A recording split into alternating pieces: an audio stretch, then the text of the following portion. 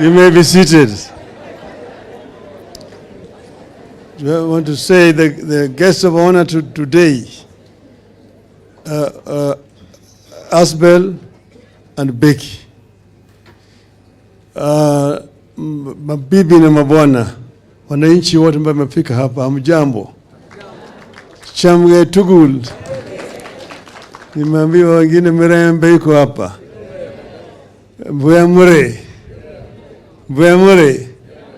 Osaure uru. Asanteni sana. I am very, very happy to be here today. My good friend Franklin Bett called me and told me that his daughter is getting married and that he would like me to come and grace the occasion. I had other commitments, but I committed to him and I said I will try my best to come. Another friend of mine is having a similar function today in Eldoret, but I decided to come here. But I've sent another friend of mine, James Orengo, to Eldoret. I came here because of this. Franklin has told you that we worked together even before 2002, when he was working in State House, Nairobi. We started working together at that time. And our friendship grew stronger and stronger as we continue to work together. Because Franklin Bett is a man of integrity. He's a man who keeps his word. Because at the time that we started working at that time, as you know, the KANU was still very strong.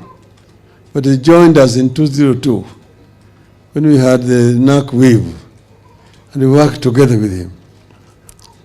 We were also together here with the late Mr. Kones, our friend.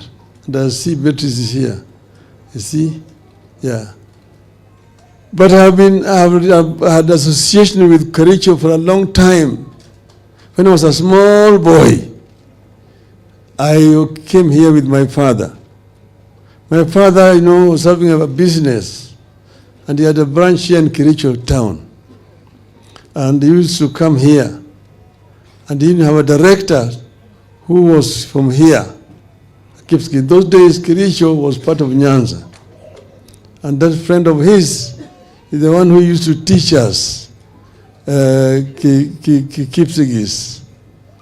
Agenge, Ayeng, Somu, Angwan, Mut Long.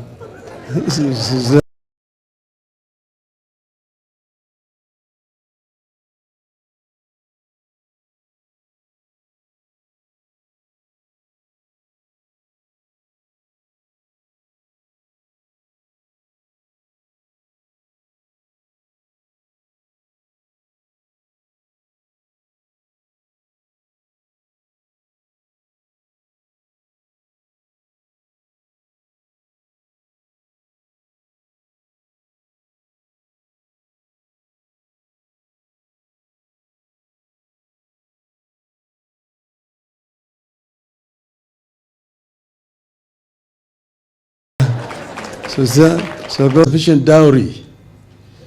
Then now there will be a ceremony to release the girl.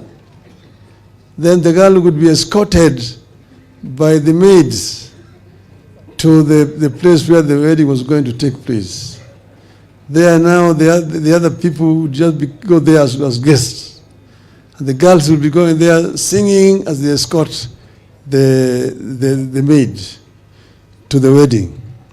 So this is a very similar occasion here, which I'm seeing here.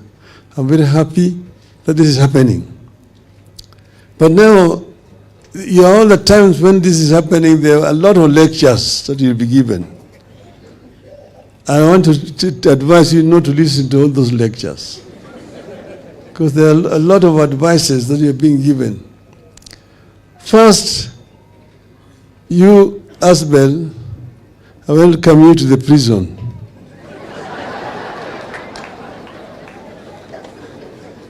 You are entering a free zone. Pingo la maisha. Unafunga pingo la maisha. You will be here, and here there's no leader in marriage.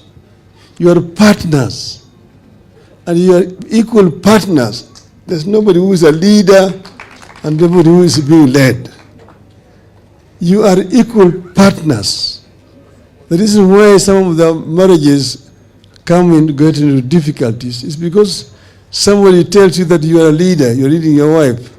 But a wife is an equal person, grown-up person like you, mentally gifted just like you. Why do you want to be the one who leading her?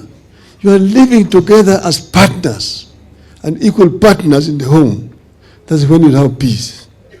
But if you go there, mimi ndio bwana hapa, mimi ndio boss hapa, kila siku mtakuwa na shida hapa na pale.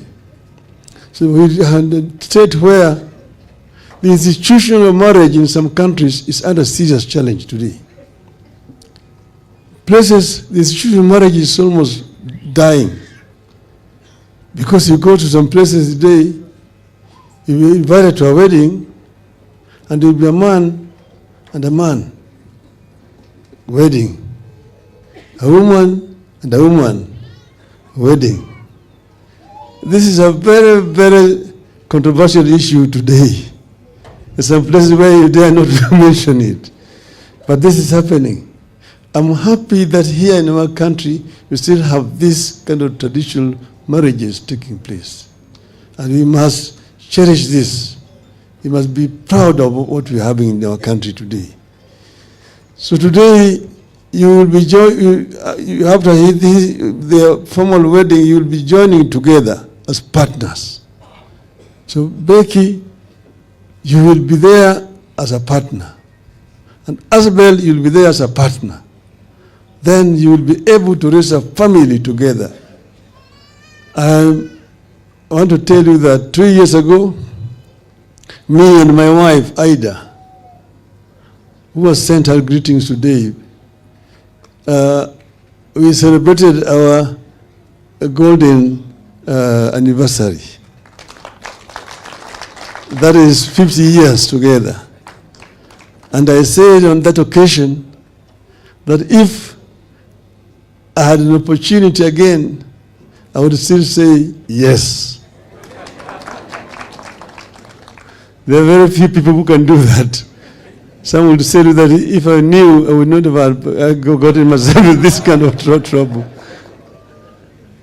But there will be a lot of challenges, and those challenges, you'll be able to manage them if you respect each other and you work together.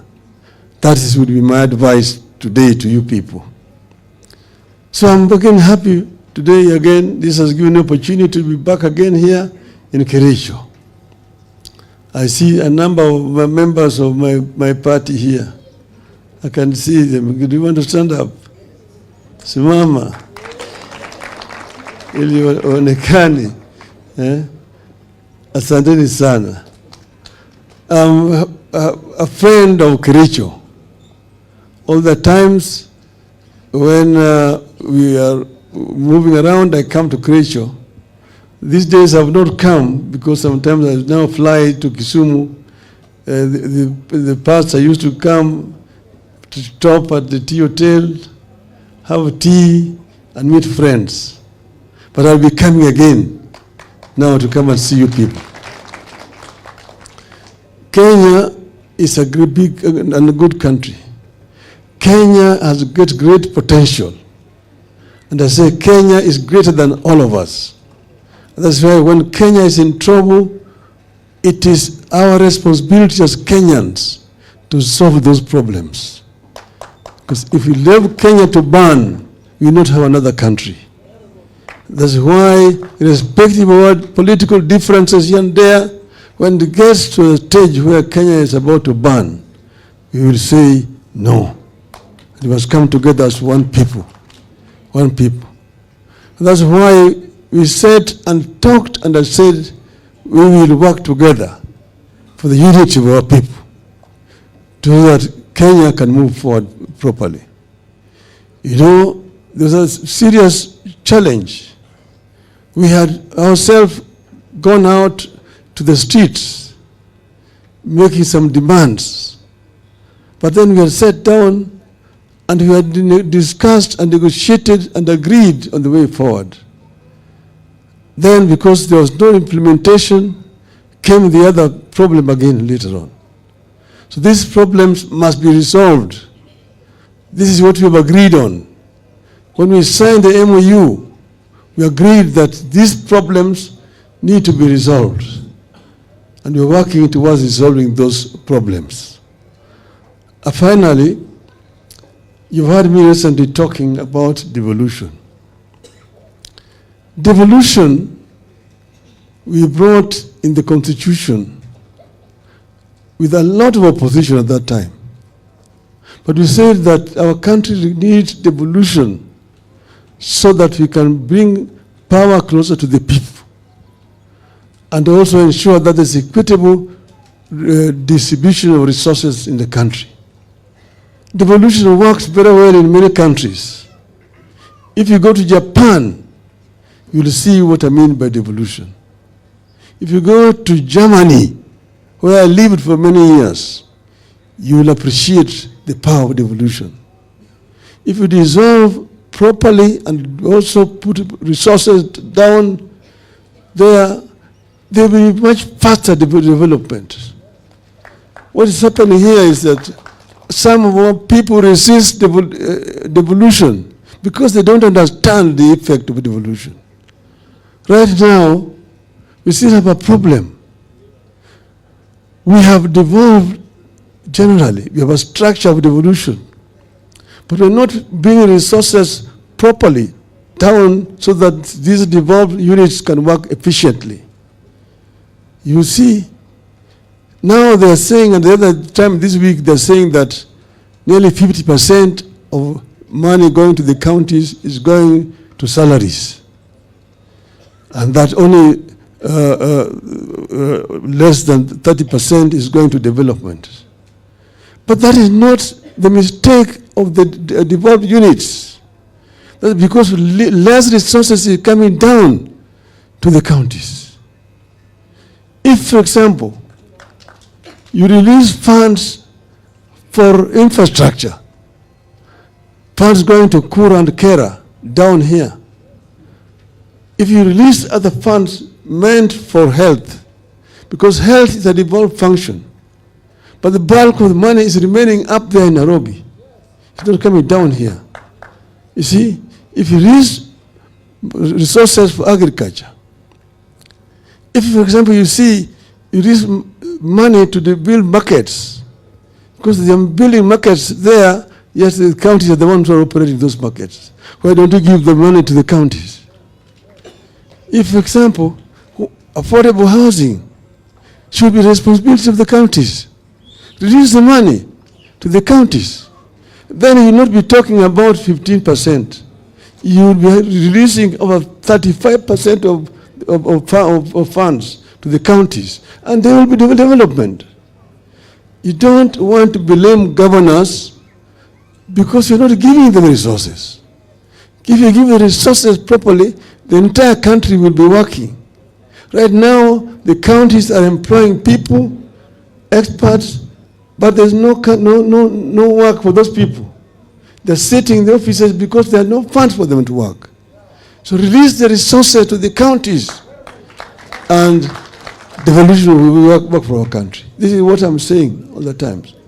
And members of parliament have no business contracting roads.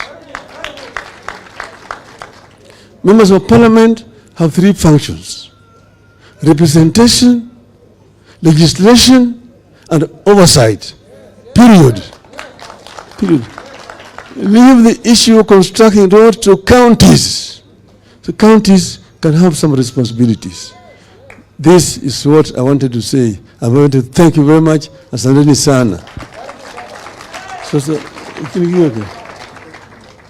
niko na kitu yangu kidogo ya kusindikiza Asbel.